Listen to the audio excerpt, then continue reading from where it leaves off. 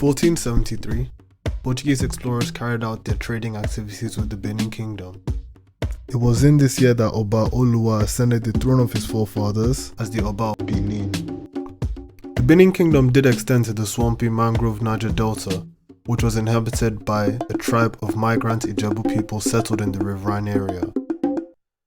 They were the originators of the present-day Itsekiris, named after a leader, a man called Itsekiri.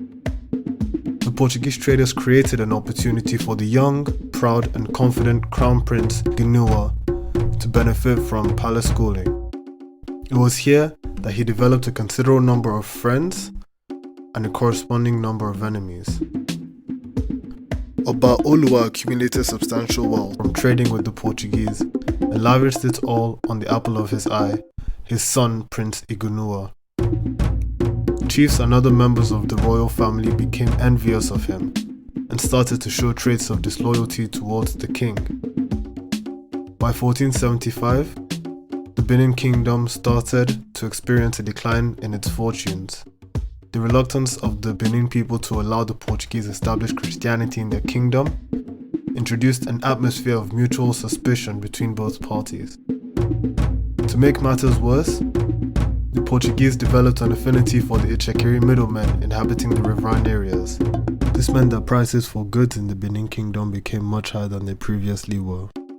Higher prices meant a widespread discontent amongst the Benin people, and instead of the Oba to show empathy for his people, he continued to publicly display love and affection for his arrogant son. The prince was extravagant with splurging his money, making him the center of attention for all the wrong reasons. The people had had enough, and rumors began to circulate of a plot to eliminate Prince Ginuwa and destabilize the Benin Kingdom. When Oba Oluwa heard of this, he consulted his chief priest Ogiefa to get spiritual counsel on how to save both his son and his kingdom from destruction. The chief priest consulted his oracle, and in doing so, traced the source of the Oba's misfortune. It was due to the Oba disobeying his grandfather's instruction not to celebrate his mother's funeral because of her disgraceful behavior in the palace, which led to her being beheaded. The divine advised that to avoid the impending disaster, Prince Ginuwa should be sent away from the Benin Kingdom to reign over a riverine territory, where he would be safe because of the fear most Benin people have of the sea. Oba Oluwa acceded to this counsel and came up with a fable to tell the 70 chiefs in order to protect his son. He said that Prince Ginuwa was to send a sacrifice to the sea goddess Olokun, and insisted that he be accompanied by the firstborn sons of the chiefs. Oba Oluwa's plan came into fruition, and he gave half of the royal treasury to Prince Ginuwa, along with royal robes, coral beads, and sufficient provision to last for a long while at sea. The prince also received a huge Iroko box, said to contain the sacrifice, but in actual fact, its cargo was the full regalia of the king, along with royal treasure. He and his entourage set out from Benin and met the royal ferrymen at Ugaregin waterside, ready for the real journey into the unknown. The prince opened the Iroko box, put on the full royal attire of a king, and revealed his real intention to establish a new kingdom. A few members of the entourage tried to object, but he recited an incantation and charmed them into submission.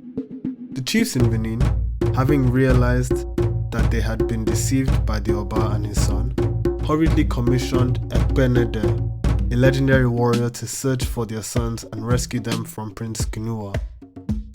Word reached the prince that the warriors were approaching his location, and he faced the problem of how to move the vessel with the heavy Iroko box into the sea. He stood on the shore of Ugaregin and gave an incantation imploring the Umale Okun, deity of the sea, to save him, promised that he would in return make an annual sacrifice to it. Miraculously, his prayers were answered, and the seawater came and floated the vessel into the sea, allowing for a quick escape from the warriors who could not swim. The prince struck his staff against the ground in front of a tree, demarcating the boundary of his new kingdom, and safely sailed away. They sailed in search of fertile land, first docking at Ibrifo, where Princess Oyefo, Prince Ginuwa's sister, stayed back to give birth to her child. They then proceeded to other riverine communities, including Ureju, where the prince was hailed as the fulfillment of a prophecy of the Ifa oracle, stating that a leader would come to unify all the Yoruba-speaking communities. He married Urowoli, who bore him his first set of children. Eventually, they arrived at Oruselemo. Prince Ginuwa settled for several years and married an Ijaw lady called Derumo, until one day he murdered her in a spur of rage. Once the Ijaw people of Gulani heard of this, they declared war on the Benin prince and his followers. With the pressure building up, Ginuwa had to devise a plan to trick the war party waiting in ambush.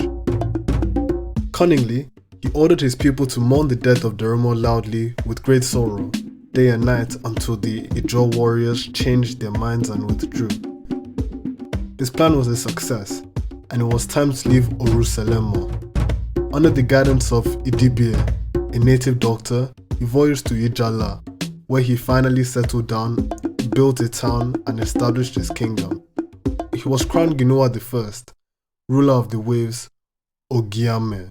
It was at Ijala that King Ginuwa established relations with the Portuguese.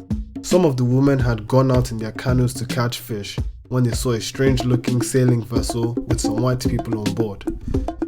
They returned to Ijala quite bemused and reported that they had seen a ferry's canoe.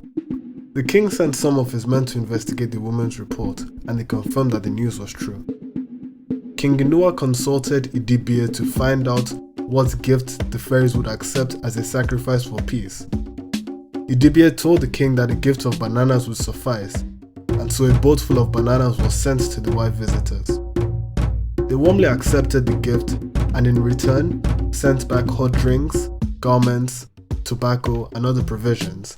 They also requested for more bananas in exchange for more of their imports, and this was the very beginning of a friendly relationship between the Itsekiris and the Portuguese.